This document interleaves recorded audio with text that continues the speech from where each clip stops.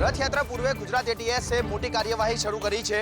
અગાઉ ઝડપાયેલા જેશના 8 આતંકીઓની તપાસમાં વધુ 5ની અટકાયત કરી। ગુજરાત એટીએસ દ્વારા 31મી તારીખના રોજ સિદ્ધપુરમાંથી એક ગુપ્ત મોટી કાર્યવાહી શરૂ કરી હતી, જેમાં સિદ્ધપુરના જાંપલીપોળ અને તેની આસપાસના વિસ્તારમાં તપાસ કરી કેટલાક લોકોની અટકાયત કરી છે।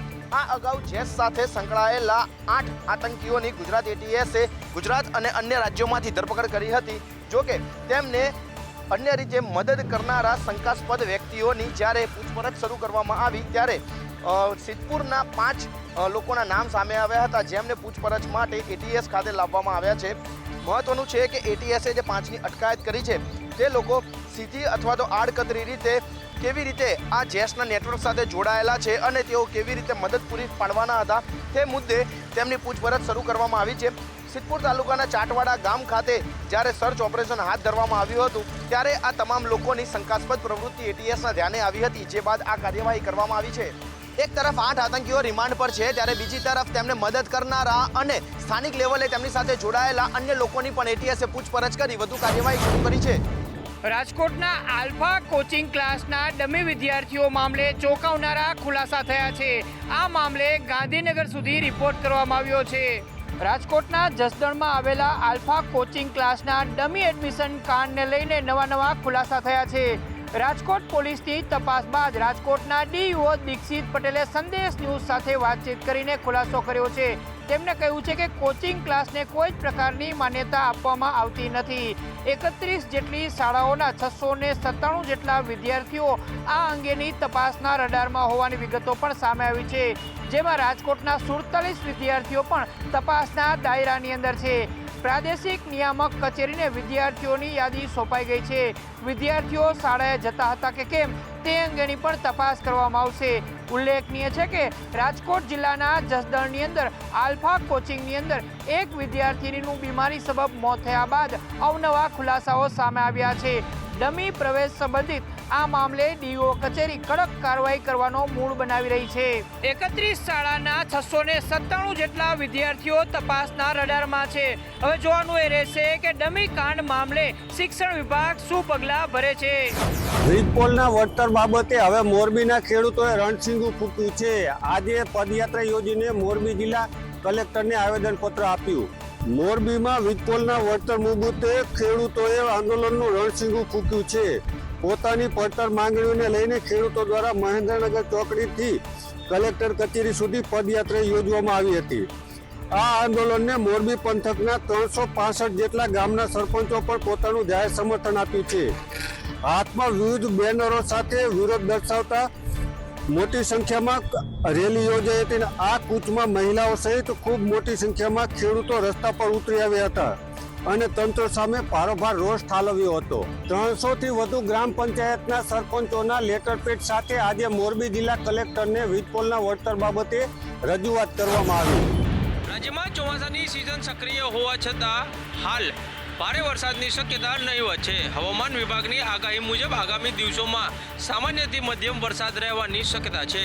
હાલ અપર એર સાયક્લોનિક સર્ક્યુલેશન સક્રિય હોવાથી વાતાવરણમાં ભેજનું પ્રમાણ વધ્યું છે અને તેના કારણે અનેક વિસ્તારોમાં છૂટાછવાયા વરસાદી ઝાપટા પડી શકે છે। 16 જુલાઈએ પણ રાજ્યમાં સામાન્ય વરસાદ રહેવાની શક્યતા વ્યક્ત કરવામાં આવી છે।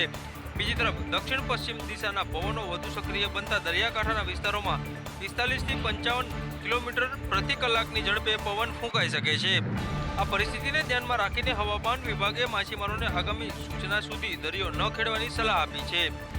અમદાવાદની ઐતિહાસિક રથયાત્રાના દિવસે પણ વરસાદી માહોલ રહેવાની શક્યતા વ્યક્ત કરવામાં આવી છે। હાલની સ્થિતિ પ્રમાણે ભારે નહીં પરંતુ સામાન્ય વરસાદ રહેવાની જ સંભાવના હોવાનું હવામાન વિભાગ દ્વારા જણાવવામાં આવ્યું છે। જૂનાગઢ ગિરનાર અને દાતાર પર્વત ઉપર વન વિભાગ દ્વારા મોટો નિર્ણય લેવામાં આવ્યો છે। સાયલેન્ટ ઝોન જાહેર કરાશે અને નવી ચેકપોસ્ટ બનાવવાનો નિર્ણય લેવામાં આવ્યો છે। ગુજરાતના સુપ્રસિદ્ધ યાત્રાધામ અને કુદરતી સુંદરથી ભરપૂર એવા જૂનાગઢના ગિરનાર તેમજ દાતાર પર્વતને લઈને વન વિભાગ દ્વારા એક ખૂબ જ મહત્વપૂર્ણ મોટો નિર્ણય લેવામાં આવ્યો છે। ગિરનાર અભયારણ્યમાં વન્ય પ્રાણીઓ અને માનવ વચ્ચે થતા ઘર્ષણને ટાળવા માટે તેમજ પ્રકૃતિ સુરક્ષા કાજે ટૂંક સમયમાં જ એક નવી વન સુરક્ષા કાર્યવાહી અમલમાં મૂકવામાં આવશે। આ નવી યોજના અંતર્ગત વન વિભાગ દ્વારા ગિરનારની સીડીઓ ઉપર ખાસ ચેકપોસ્ટ બનાવવામાં આવશે, જેથી પર્વત પર આવતા જતા લોકો અને પ્રવૃત્તિની પર કડક નજર રાખવામાં આવશે। આ સાથે જ વન્યજીવોનો કોઈ ખલેલ ન પહોંચે તે માટે ગિરનાર અને દાતાર પર્વત પર બંને સત્તાવાર રીતે સાયલેન્ટ ઝોન જાહેર કરવામાં આવ્યા છે, જેથી ત્યાં ઘોંઘાટ અને ધ્વનિ પ્રદૂષણ પર સંપૂર્ણ પ્રતિબંધ રહેશે. આ સુરક્ષા વ્યવસ્થાને વધુ મજબૂત અને ચુસ્ત બનાવવા માટે વન વિભાગ દ્વારા ગિરનાર પર્વત માટે 25 જેટલા ટ્રેકરોની નિમણૂક પણ કરવામાં આવશે. વન્ય પ્રાણીઓ અને મનુષ્ય વચ્ચેનો સંઘર્ષ અટકાવવા માટે આગામી દિવસોમાં જમીની સ્તરે શરૂ કરી દેવામાં આવશે, જેનાથી ગિરનારની પ્રાકૃતિક સંપદા અને વન્યજીવોનું સંવર્ધન વધુ સારી રીતે થઈ શકશે. સુરેન્દ્રનગરની ખાનગી કંપનીના ભોજનની કેન્ટીનમાં ગરોળી નીકળતા ખળબળાટ. સુરેન્દ્રનગર જિલ્લાના દસાડા બહુચરાજી રોડ પર આવેલી ખાનગી કંપનીના ભોજનની કેન્ટીનમાં ગરોળી નીકળતા 10થી વધુ કર્મચારીઓને ફૂડ પોઈઝનિંગની અસર થવા પામી છે. ખાનગી કંપનીના 10થી વધુ કર્મચારીઓને હોસ્પિટલ પણ ખસેડવામાં આવ્યા હોવાનું સામે આવ્યું છે. ત્યારે ખાનગી કંપનીની મોટી બેદરકારી સામે આવી છે અને અખાત ખોરાક પીરસાયો હોવાનું પણ સામે આવ્યું છે. ત્યારે 10થી વધુ લોકોને હોસ્પિટલ ખસેડવાની પણ ફરજ પડી હતી. સુરેન્દ્રનગરની ખાનગી કંપનીના ભોજનની કેન્ટીનમાં ગરોળી નીકળતા કર્મચારીઓમાં કેન્ટીન સંચાલકો સામે ઉગ્ર રોષ સામે આવ્યો હતો. દલિત સમાજના ભારે રોષ જોવા મળી રહ્યો છે. સગીર દીકરીના અપહરણ મામલે ફરિયાદ નોંધાઈ અને 9 દિવસ જેટલો સમય વીતી ગયો હોવા છતાં હજુ સુધી બાળકીનો કોઈ પતો લાગ્યો નથી. આ મામલે દલિત સમાજના આગેવાનો અને સ્થાનિક લોકોએ પોલીસની કામગીરી સામે વિરોધ નોંધાવી ધરણા કાર્યક્રમ યોજ્યો હતો. વિરોધ દરમિયાન પોલીસ સામે ઝડપથી કાર્યવાહી કરવાની માંગ કરવામાં આવી હતી. પરિવારનો આક્ષેપ છે કે આશરે 45 વર્ષનો એક આગળ વ્યક્તિ બાળકીને લલચાઈ ફોસલાવીને પોતાની સાથે લઈ ગયો હતો. પરિવારનું કહેવું છે કે ફરિયાદ નોંધાવ્યા બાદ પણ પોલીસ તરફથી હજુ સુધી કોઈ ચોક્કસ પરિણામ મળ્યું નથી. પીડિત પરિવાર અને સમાજના આગેવાનોએ દાવો કર્યો છે કે તેઓ વારંવાર પોલીસના ધક્કા ખાઈ રહ્યા છે, પરંતુ પોલીસ તરફથી માત્ર તપાસ ચાલુ છે એવો જવાબ આપવામાં આવે છે. સમય પસાર થતો જતાં બાળકીની સલામતી અંગે પરિવાર અને સમગ્ર સમાજમાં ચિંતા વ્યાપી છે. આ મુદ્દે અગાઉ જિલ્લા પોલીસ અધિકારીને સમક્ષ પણ રજૂઆત કરવામાં આવી હતી અને બાળકીને શોધવા માટે વિશેષ ટીમ બનાવી ઝડપી કાર્યવાહી કરવાની માંગ કરવામાં આવી રહી છે. દલિત સમાજે ચેતવણી આપી છે કે જ્યાં સુધી બાળકી હેમખેમ મળી નહીં આવે અને આરોપીની ધરપકડ નહીં થાય ત્યાં સુધી તેમનું આંદોલન ચાલુ રહેશે.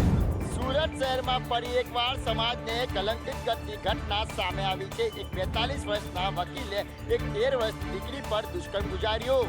સુરતના સચિન જીઆઈડીસી વિસ્તારમાં એક વકીલે માનવતાને લાંછન લગાવતું કૃત્ય કર્યું છે. જે વકીલે પરિવારના જૂના કેસમાં ન્યાય આપવા માટે રોકવામાં આવ્યો હતો, તે જ વકીલે તે પરિવારની 13 વર્ષની સગી દીકરીને પોતાનો અવસ્થનો શિકાર બનાવી છે. આરોપી વકીલનું નામ પયરાજ રણવીર છે. આરોપીએ સગીરાને ઘરકામના બહાને ઘરે બોલાવી હતી અને અગાઉના કેસમાં નુકસાન કરવાની ધમકી આપી માર મારીને તેની સાથે દુષ્કર્મ આચર્યું હતું. જે દીકરી પહેલેથી જ એક કેસના આઘાતમાંથી પસાર થઈ રહી હતી, તેને જ વકીલે સુરક્ષાને બદલે શારીરિક અને માનસિક અત્યાચારનો શિકાર બનાવી. હાલ તો સચિન જીઆઈડીસી પોલીસે ગણતરીના કલાકોમાં આ વકીલ આરોપીની ધરપકડ કરી લીધી છે અને તેની વધુ પૂછપરછ હાથ ધરવામાં આવી રહી છે કે તેને આ રીતના કોઈ અન્ય દીકરીને પોતાનો શિકાર તો નથી બનાવીને. સુરતમાં ખાડી પૂરની સ્થિતિ બાદ સુરત મહાનગરપાલિકા રોગ ન ફેલાય તે માટે એક્શન મોડમાં. વરસાદી પાણી ઓસરતાની સાથે જ મચ્છરજન્ય રોગોનું જોખમ વધ્યું છે, જેને ડામવા માટે પાનપા તંત્ર દ્વારા યુદ્ધના ધોરણે ઝુંબેશ શરૂ કરવામાં આવી છે. છેલ્લા 9 દિવસમાં પાલિકાની ટીમે 1161 બાંધકામો અને 32,508 ઘરોમાં તપાસ હાથ ધરવામાં આવી છે. આ સઘન તપાસ દરમિયાન 7,057 મચ્છરોનો બ્રીડિંગ સ્પોટ મળી આવ્યા હતા, તેને નાશ કરવામાં આવ્યો હતો.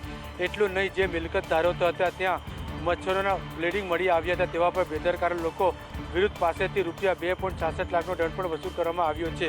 રોગચાળાને કાબૂમાં લેવા માટે પાલિકા દ્વારા અસરગ્રસ્ત વિસ્તારોમાં 38,448 કોલિન ટેબ્લેટ અને 11,737 ORS પેકેટનું વિતરણ કરવામાં આવ્યું છે. પાલિકાની આ ઝુંબેશ આગામી દિવસોમાં રોગચાળાની સંખ્યામાં ઘટાડો લાવશે તે હવે આગળ જોવાનું રહ્યું. સુરતના નાસિરનગરના અસરગ્રસ્તો હજી પણ કોમ્યુનિટી હોલમાં રહેવા માટે મજબૂર. હાઈકોર્ટના આદેશ બાદ પણ વૈકલ્પિક વ્યવસ્થા નહીં. સુરતના નાસિરનગરમાં ડિમોલેશનના થયાને આજે 42 દિવસનો લાંબો સમય વીતી ગયો છે, પરંતુ અસરગ્રસ્ત પરિવારનું દુઃખ હજુ પણ યથાવત જોવા મળી રહ્યું છે. હાઈકોર્ટના સ્પષ્ટ આદેશ હોવા છતાં તંત્ર દ્વારા કોઈપણ પ્રકારની વૈકલ્પિક વ્યવસ્થા કરવામાં આવી નથી. આ પરિવારો આજે પણ કોમ્યુનિટી હોલમાં રહેવા માટે મજબૂર બન્યા છે. ઘરની છત છીનવાઈ ગયા બાદ પણ આ પરિવારો માટે જીવવું મુશ્કેલ બન્યું છે. કોર્ટના આદેશ છતાં વહીવટીતંત્રની ઉદાસીનતા સામે અનેકો સવાલો ઊભા થઈ રહ્યા છે. હાલ તો આ મામલો ગુજરાત હાઈકોર્ટમાં ચાલતો હોય, જેથી સૌની નજર તેના ઉપર મંડાયેલી છે. વડોદરામાં ગરીબ અને મધ્યમ વર્ગીય પરિવારો માટે બનાવેલા સરકારી આવાસો વિકાસને બદલે અવ્યવસ્થાના પ્રતીક બન્યા છે. માણેજા અને જાંબુઆ વિસ્તારમાં આવેલા આવાસોની હાલત એટલી જર્જરિત બની ગઈ છે કે અનેક મકાનોની છતમાંથી સિમેન્ટ ખરી રહ્યું છે અને સળિયા બહાર દેખાવા લાગ્યા છે. આવાસોની આસપાસ ગંદકીનું ભારે સામ્રાજ્ય ફેલાયું છે. જેના કારણે ખાસ કરીને નાના બાળકોમાં ચામડીના રોગો ફેલાવાની ફરિયાદો ઉઠી રહી છે. મહત્વનું છે કે લગભગ 12 વર્ષ પહેલાં કલ્યાણનગરના આવાસો તોડી પાડ્યા બાદ આશરે 200 પરિવારનો કામચલાઉ ધોરણે વસવાટ માટે મકાનો ફાળવવામાં આવ્યા હતા. પરંતુ સમય રહેતા જાળવણીના અભાવે સ્થિતિ વધુ ખરાબ બનતી ગઈ. 350 આવાસોમાંથી લગભગ 150 મકાનો આજે ખાલી પડી રહ્યા છે, કારણ કે અનેક પરિવારો પરેશાન થઈ અહીંથી સ્થળાંતર કરી ચૂક્યા છે, જ્યારે બાકીના પરિવારો પાસે અન્ય કોઈ વિકલ્પ ન હોવાથી જીવના જોખમે આ જર્જરિત આવાસોમાં રહેવાની મજબૂરી છે. ફક્ત માણેજા અને જાંબુઆ નહીં, પરંતુ તરસાલીના સરકારી આવાસની પણ આ જ સ્થિતિ હોવાનું સ્થાનિકો કહી રહ્યા છે. સુરેન્દ્રનગર જિલ્લાના વઢવાણ તાલુકાના નગરા ગામે ગેરકાયદે 5 જેટલા વોશ પ્લાન્ટ ખુલ્લેઆમ ધમધમી રહ્યા છે. સુરેન્દ્રનગરના નગરા ગામે ખનીજ માફિયાઓ બેફામ. વઢવાણ તાલુકાના નગરા ગામની નદીમાં ગેરકાયદે રેતીના 5 જેટલા વોશ પ્લાનો ગેરકાયદેસર ધમધમતા હોવાનું સામે આવ્યું છે. નગરા ગામની નદીમાં રાત્રિના સમયે જ તેમજ દિન દહાડે ગેરકાયદે રેતીનું ખનન કરી અને સરકારની તિજોરીને લાખો કરોડો રૂપિયાનું નુકસાન પહોંચાડી રહ્યા છે. આવા ભૂમાફિયાઓને કાયદાનો કોઈ પણ પ્રકારનો ડર હોતો નથી, ત્યારે વઢવાણ તાલુકાના નગરા ગામની નદીમાં ધમધમતા રેતીના વોશ પ્લાન્ટ સામે સ્થાનિક તંત્રની મિલીભગત હોવાનું પણ ચર્ચાઈ રહ્યું છે. વઢવાણ તાલુકાના નગરા ગામે ગેરકાયદેસર વોશ પ્લાન્ટ ખુલ્લેઆમ ધમધમતા હોય તો ક્યાંક ને ક્યાંક સ્થાનિક તંત્ર સામે પણ અનેક સવાલો ઉઠી રહ્યા છે. ત્યારે હવે જોવાનું રહ્યું કે સ્થાનિક તંત્ર દ્વારા આ ગેરકાયદેસર વોશ પ્લાન્ટ સંચાલકો સામે કેવા પ્રકારની કાર્યવાહી કરવામાં આવે છે. કેશોદમાં લીંબોજ માતાજીના મંદિરમાં ચોરીની ઘટના સામે આવી છે, જેથી શ્રદ્ધાળુઓમાં ભારે આક્રોશ ફેલાયો છે. કેશોદના લીંબોજ માતાજીના મંદિરમાં અજાણ્યા તસ્કરોએ રાત્રિના અંધકારનો લાભ લઈ પવિત્ર મંદિરને પોતાનું નિશાન બનાવ્યું હતું. તસ્કરોએ મંદિરના મુખ્ય દ્વારના તાળા તોડી અંદર પ્રવેશ કર્યો હતો અને ગર્ભગૃહમાં રાખેલી દાનપેટીમાંથી તમામ રોકડ રકમની ચોરી કરી હાથફેરો કરી લીધો હતો. આ ઘટનામાં એક આશ્ચર્યજનક બાબત એ સામે આવી છે કે ચોરીની વારદાતને અંજામ આપ્યા બાદ તસ્કરોએ પોતાના હથિયારો ઘટનાસ્થળે છોડીને ભાગી ગયા હતા. રોજિંદી પૂજા અર્ચના માટે જ્યારે મંદિરના પૂજારી વહેલી સવારે મંદિરમાં પહોંચ્યા ત્યારે તેમને મંદિરના તાળા તૂટેલા જોવાની જાણ થઈ હતી.